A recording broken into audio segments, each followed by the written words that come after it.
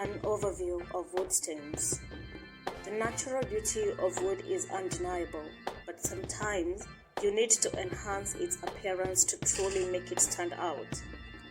There is where wood stains can apply a transformative role. With a wide range of colors and finishes available, stains can give any wood surface a new lease on life, adding depth, vibrancy, and protection against the elements. Unlike paints, stains do not create a top coat on the surface of the wood. Instead, stains penetrate the wood to create a natural yet enhanced appearance. Types of stains.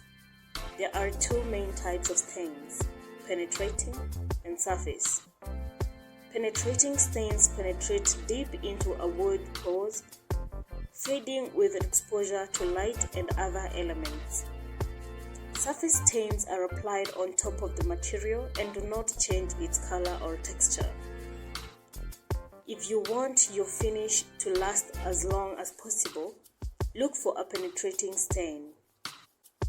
Some brands also produce a semi-transparent stain that allows some natural wood grain to show through, giving you more options when designing a room.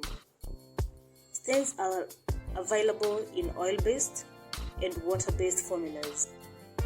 Oil-based stains provide greater protection against moisture but take longer to dry than water-based products. They are also harder to clean and require ventilation during application.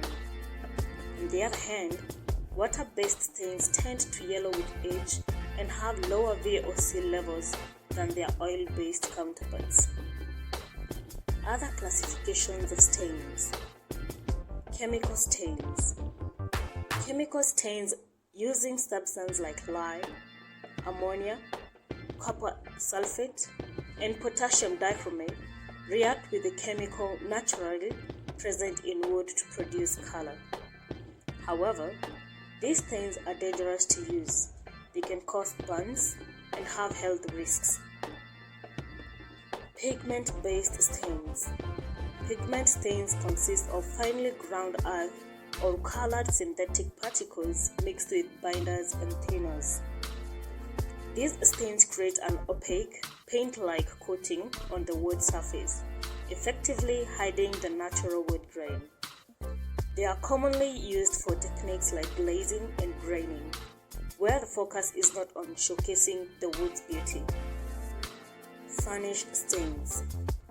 Varnish stains use varnish or polyurethane varnish as a binder, along with pigments or dyes. These stains dry into a hard film, eliminating the need for an additional protective top coat.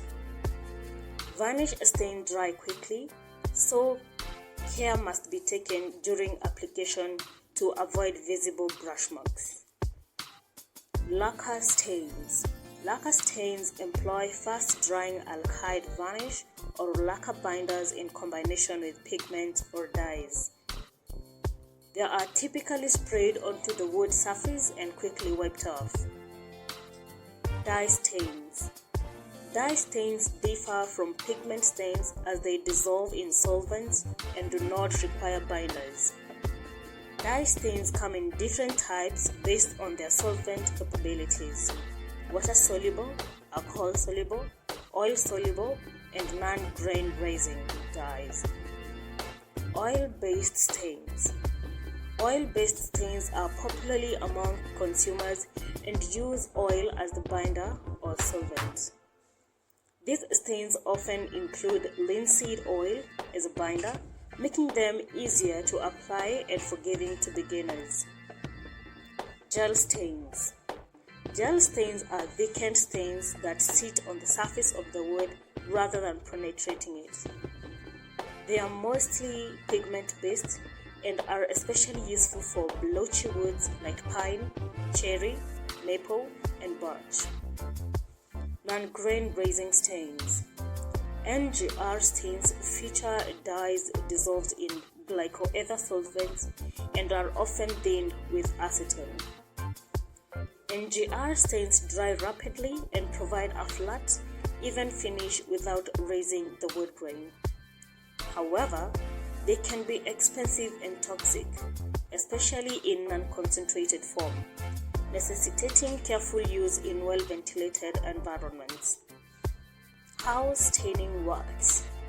Staining is generally easier to apply than paint because you do not have to sand, prim, or prime. You just wipe it and let it dry. When you apply stain, use a rag or foam brush and coat every surface evenly. If you miss any spots, they will show through when applying your top coat. Allow the stain to dry for at least 24 hours before adding another layer. If you decide to add more layers of stain for added color depth, allow each layer to completely dry before moving to the next step. Once you've applied one layer of stain, there isn't much point in starting over with a new finish because it won't look very different from what you already have. And remember, the darker the stain, the harder it will be to cover up. Stain compatibility with other finishes.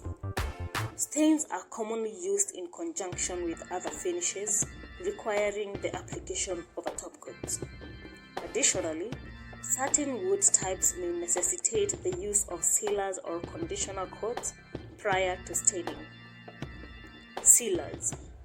Sealers are utilized to prepare the wood surface for staining by filling pores and creating a smooth, uniform substrate. Water-based stains can be applied over fully cured water-based sealers, while oil-based stains are suitable for use over oil-based or solvent-based sealers. Daniel Meyerson's top coat. If either the stain or finish employs mineral spirit as a thinner, compatibility problems are unlikely, except when coating over an oil-soluble dye with oil or varnish. This is because a dye dissolved in a solvent is redissolved by a finish containing the same solvent.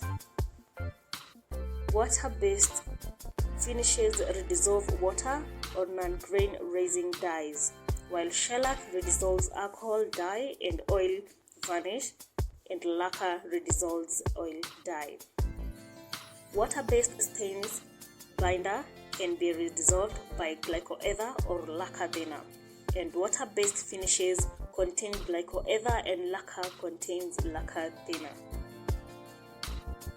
Common staining problems and how to fix them.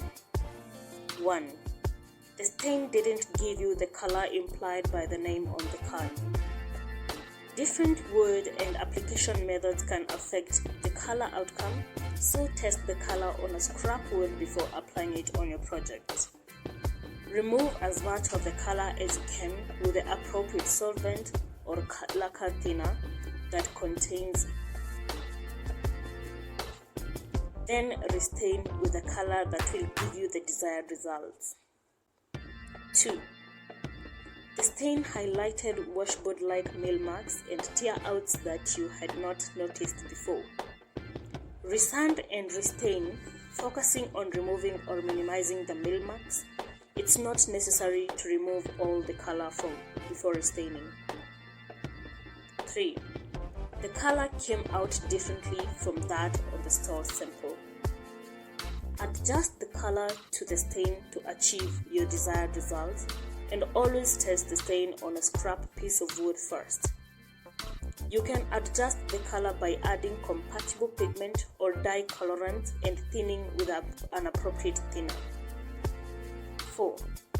The color came out unevenly on doors, drawers, and other parts of the same furniture or set of cabinets. If the problem is due to texture, density, or grain pattern differences, painting the wood or applying a false grain may be necessary. If the problem is different colored wood, prefer the previous solution. 5. Stains can also appear differently on solid wood and veneer. Adjust the color on the lighter parts to match the darker parts, and applying a wash coat under the stain can help achieve even more coloring. 6.